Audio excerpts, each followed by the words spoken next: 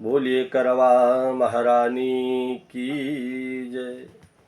भक्तों, आज बहुत ही सुंदर पावन पर्व यानी करवा चौथ का पावन अवसर है। इस करवा चौथ के अवसर पर मैं आपको करवा चौथ की 4 कथाओं को श्रवण कराता हूँ। आप लोग ध्यानपूर्वक श्रवण करें। इसका क्या विधान है, इसकी क्या कथा है, इसका क्या महत्व है, आप सब ध्यान से सुनें। करवा चौथ की जो व्रत कथा है, इसके बारे में कहा जाता है कि यह व्रत अत्यंत प्राचीन है। इसका प्रचलन महाभारत से भी पूर्व है। यह व्रत सौभाग्यवती महिलाओं के लिए उत्तम माना गया है। सामान्य मान्यता के अनुसार सुहागिन स्त्रियां इस व्रत को अपने सुहाग यानी पति की दीर्घायु के लिए रखती हैं। कहा जाता है इसे पांडवों की पत्नी यानी द्रौपदी ने भी इस व्रत को किया था। यह व्रत कार्तिक मास के कृष्ण पक्ष के चंद्रोदय यानी चतुर्थी तिथि में किया जाता है। इसकी व्रत की विधि क्या है? कार्तिक मास के कृष्ण पक्ष की जो चतुर्थी है उसको करवा चौथ कहते हैं। सुहागवती स्त्रियों के लिए यह बहुत ही श्रेष्ठ व्रत है।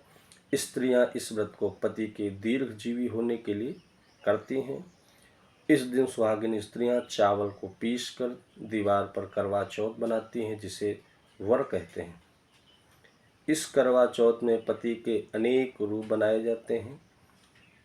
सुहाग की वस्तुएं जैसे चूड़ी, बिंदी, बिछुआ, मेहंदी, महावर आदि के साथ साथ दूध देने वाली गाय, करुआ बेचने वाली कुम्हारिन, महावर लगाने वाली नाइन, चूड़ी पहनाने वाली मनिहारिन, 7 भाई और उनकी इकलौती बहन, सूर्य, चंद्रमा, गौरा, पार्वती आदि देवी देवताओं के भी चित्र बनाए जाते हैं। सुहागिन स्त्रियों को इस दिन निर्जल व्रत रखना चाहिए और रात्रि को जब चंद्रमा निकले तो उसको अर्घ दे करके ही भोजन प्रसाद ग्रहण करें। पीली मिट्टी की गौरा बनाकर उसकी पूजा करनी चाहिए। यदि दीवार पर करवा चौथ बनाने में कोई असुविधा हो तो आप करवा चौथ का चित्र भी बाजार से लेकर के उसका पूजन कर सकते हैं। आइए मैं अब आपको करवा चौथ की 4 पावन कथा को श्रवण कराता हूँ। करवा चौथ की पहली व्रत कथा ये है कि एक साहूकार था जिसके 7 बेटे और एक बेटी थी। सातों भाई व बहन एक साथ बैठकर भोजन करते थे।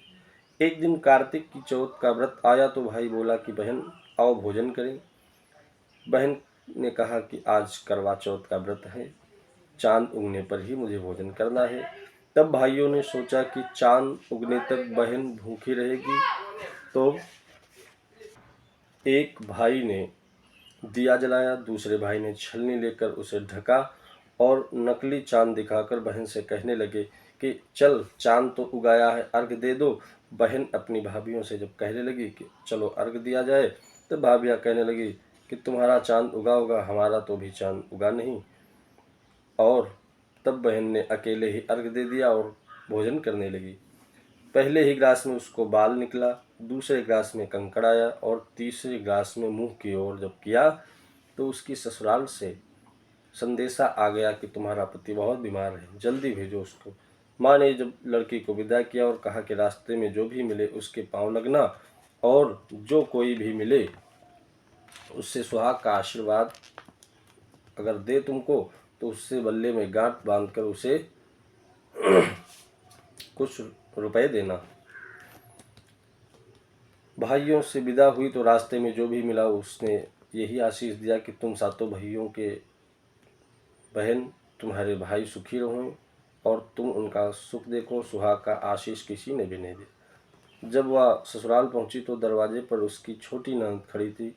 वह उसके भी पांव लगने लगी तो उसने कहा कि सुहागिन रहो, सुपूती रहो। तो उसने ये सुनकर पल्ले में गांठ बांधी और ननद को सोने का सिक्का दिया। तब भीतर गई तो सास ने कहा कि पति धरती पर पड़ा है, तो वह उसके पास जाकर उसकी सेवा करने के लिए बैठ गई। बाद में सास ने दासी के साथ बची खुची रोटी भेजकर इस प्रकार समय बीतते बीतते मार्गशीर्ष की चौथ आई तो चौथ माता बोली, करवा ले लो, करवा ले लो भाइयों की प्यारी, करवा ले लो। लेकिन जब उसे चौथ माता नहीं दिखलाई दी तो वह बोली कि हे माता, आपने मुझे उजाड़ा है तो आप ही मेरा उद्धार करेंगी, आपको मेरा सुहाग देना पड़ेगा। तब उस चौथ माता ने बताया कि पौष की चौथ आएगी, वह मेरे से बड़ी है, वही तुम्हारा सुहाग वापस करेगी। पौष की चौथ आई, माघ की आई, फागुन की आई, चैत, बैसाख, जेठ, आषाढ़, सावन, भादों, ऐसे सब चौथें आईं और यही कह करके चली गईं। असौज की जब चौथ आई तो उसने बताया कि तुम पर कार्तिक की चौथ नाराज है, उसी ने तुम्हारा सुहाग लिया है, वही वापस कर सकती है, वही आएगी तो पांव पकड़ करके उनसे विनती करना। ये बात बता करके वो चली गई। जब कार्तिक की चौथ आई तो गुस्से में बोली, भाइयों की प्यारी करवा ले लो, दिन में चांद उगाने वाली करवा ले लो, व्रत खंडन करने वाली करवा ले लो, भूखी करवा ले लो। तो यह सुन करके वह चौथ माता को देखकर उसके पांव पकड़ गिड़गिड़ाने लगी और कहने लगी, हे चौथ माता, मेरा सुहाग तुम्हारे हाथों में है, आप ही मेरे सुहागिन कर सकती हैं। तो माता बोली, पापिन हत्यारिन, मेरे पांव पकड़कर क्यों बैठ गई? तब वह बोली कि जो मुझसे भूल हुई है उसे क्षमा कर दो, अब भूल नहीं करूंगी। तो चौथ माता ने प्रसन्न होकर आंखों से काजल, नाखूनों में से मेहंदी और टीके में से रूली ले करके छोटी उंगली से उसके आदमी पर छींटा दिया तो उठकर बैठ गया और बोला कि आज मैं बहुत सोया। तब वह कहने लगी कि सोए क्या तुम, मुझे तो 12 महीने हो गया, अब जाकर चौथ माता ने मेरा सुहाग वापस किया है। तब उसने कहा कि जल्दी से माता का पूजन करो। जब चौथ की कहानी सुनी, करवा का पूजन किया तो प्रसाद खाकर दोनों पति पत्नी चौपड़ खेलने बैठ गए। नीचे से दासी आई, उसने उन दोनों को चौपड़ पासे में खेलते देखा तो उसने सासू जी को जाकर बताया। तब से सारे गांव में यह बात प्रसिद्ध हो गई कि जब स्त्रियां चौथ का व्रत करें तो सुहाग अटल रहेगा। जिस तरह से साहूकार की बेटी का सुहाग दिया, उसी तरह से चौथ माता सबको सुहागिन रखें। यही करवा चौथ के उपवास की सनातन महिमा है। ये करवा चौथ की प्रथम कथा थी जो संपूर्ण हुई। आइए अब करवा चौथ की दूसरी कथा को श्रवण करते हैं। अत्यंत प्राचीन काल की बात है। एक बार पांडुपुत्र अर्जुन तप करने के लिए नीलगिरी पर्वत पर चले गए थे। इधर पांडवों पर अनेक मुसीबतें पहले से ही थी।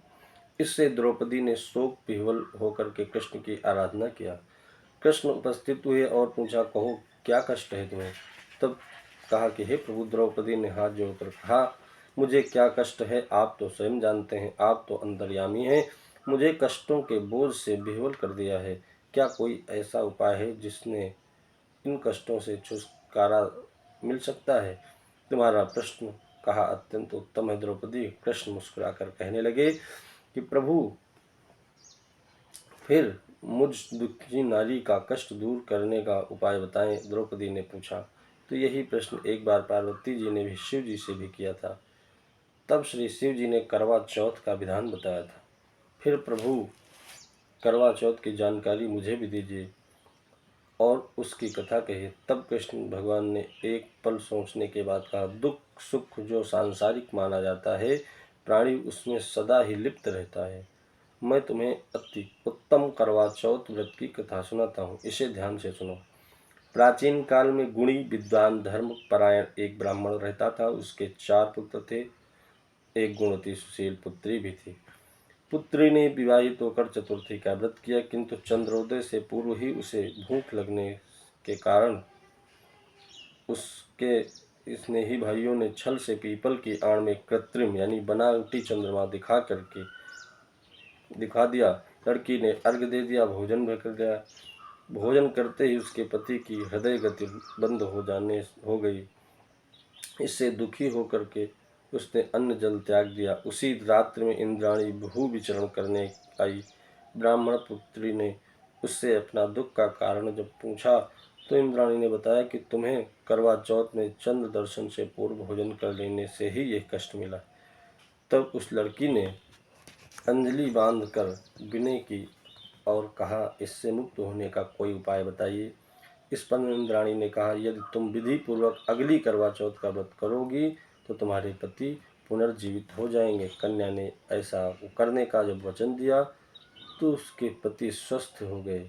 इस पर उस कन्या ने वर्ष भर प्रत्येक चतुर्थी का व्रत किया और अनंत अखंड सुहाग व्रत करने की वजह से अखंड सुहाग प्राप्त किया।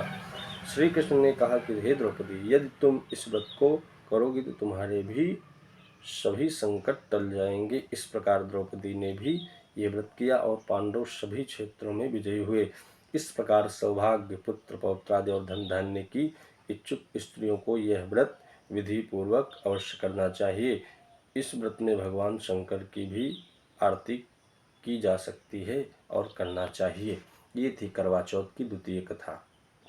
आइए अब आपको करवा चौथ की तृतीय कथा को हम श्रवण कराते हैं। एक ब्राह्मण परिवार में 7 बहुएं थी। 6 बहुओं के मायके वाले बहुत अमीर थे। इसी कारण ससुराल में उनका बड़ा मान सम्मान होता था, परंतु छोटी के मायके में कोई नहीं था। वह घर का सारा काम काज करती, सबकी सेवा करती, पर कोई भी उसे प्यार नहीं करता था। सभी दुख करते थे। तीज त्योहारों पर भी जब उसके मायके से कोई न आता तो वो बहुत दुखी होती। हर वर्ष की तरह इस वर्ष भी करवा चौथ का व्रत आया। अन्य बहुओं के मायके से उनके छोटे भाई करवा लेकर आए, पर छोटी के मायके से यदि कोई होता तो वो भी लाता। सास भी छोटी को ही खरी खोटी सुनाया करती थी। वह दुखी होकर घर से निकल पड़ी और जंगल में जाकर रोने लगी। एक नाग बहुत देर से उसका रोना सुनता रहा। अंत में अपने बिल से निकल कर आया और छोटी बहू से पूछने लगा कि बेटी क्या बात है, तुम क्यों रो रही हो? तब छोटी बहू बोली कि कर आज करवा चौथ है, मेरा कोई भाई नहीं है। यदि मेरा कोई भाई होता तो आज जरूर करवा लेकर आता। नाग की छोटी बहू पर दया आ गई और नाग ने कहा, बेटी तुम घर चलो, मैं अभी करवा लेकर आता हूँ। थोड़ी देर बाद नाग ससुराल पहुँचा। ससुराल वाले इतना सामान देखकर चकित हो गए। सास भी प्रसन्न हो गई। सास ने प्रसन्न मन से छोटी बहू को नाग देवता के साथ भेज दिया।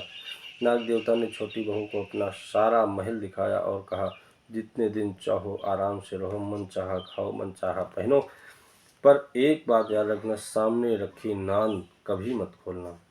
छोटी बहू सारा समय महल में आराम से काटती, पर नांद के बारे में उसकी उत्सुकता बढ़ती जाती। एक दिन जब घर में कोई ना था, उसने नांद को उठाकर देखा तो हजारों छोटे छोटे सांप के बच्चे इधर उधर रेंगने लगे।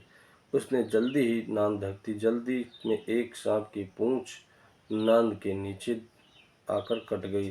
शाम को नाग के आने पर छोटी ने अपनी गलती स्वीकार कर ली। नाग ने भी उसे क्षमा कर दिया।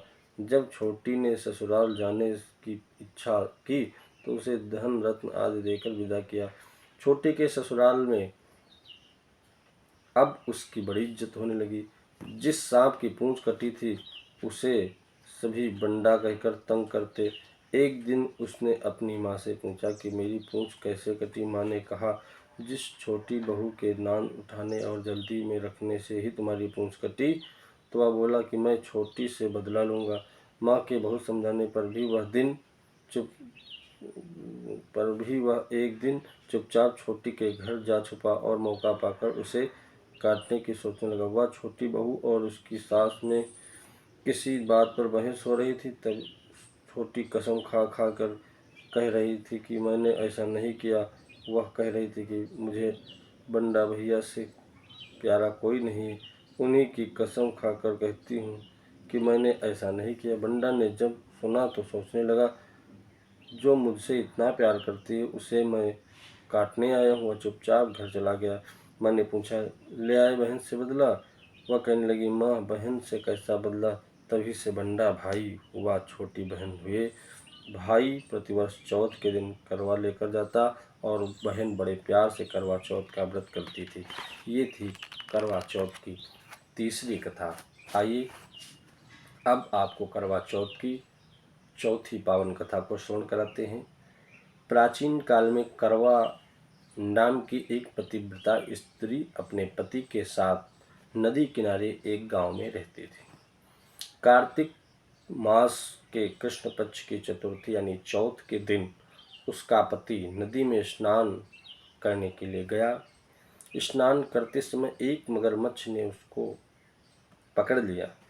वह करवा करवा नाम लेकर जोर जोर से अपनी पत्नी को पुकारने लगा। उसकी आवाज़ सुनकर उसकी पत्नी दौड़कर आई और उसने मगर को कच्चे धागे से बांध दिया। मगर को बांधकर यह यमराज के यहाँ पहुँची और यमराज से बोली, भगवान, मगरमच्छ ने मेरे पति का पैर पकड़ लिया है, अतः पैर पकड़ने के अपराध में आप अपने बल से उस मगरमच्छ को नरक में ले जाओ। यमराज ने कहा, अभी मगरमच्छ की आयु शेष है, अतः मैं उसे मार नहीं सकता। इस पर करवा ने कहा, यदि आप ऐसा नहीं करोगे तो मैं आपको श्राप देकर नष्ट कर दूंगी। ये सुनकर यमराज डर गए और उस पतिव्रता स्त्री करवा के साथ जाकर मगरमच्छ को उन्होंने यमपुरी भेज दिया और करवा के पति को दीर्घायु प्रदान किया। उसी दिन से यह करवा चौथ मनाई जाती है और सुहागिन स्त्रियों के द्वारा ये व्रत भी रखा जाता है। हे करवा माता, जैसे तुमने अपने पति की रक्षा की वैसे सबके पतियों की रक्षा करना। बोले करवा महारानी की जय। ये थी करवा चौथ की पावन 4 कथाएं जिसको मैंने आपको सुनाया। आप इस कथा को एक बार ज़रूर सुने और अपने सभी जानने वालों को एक बार इस कथा को श्रवण कराएं और अपनी राय, अपना आशीर्वाद, अपना प्रेम अवश्य प्रदान करें। बोलिए करवा महारानी की जय।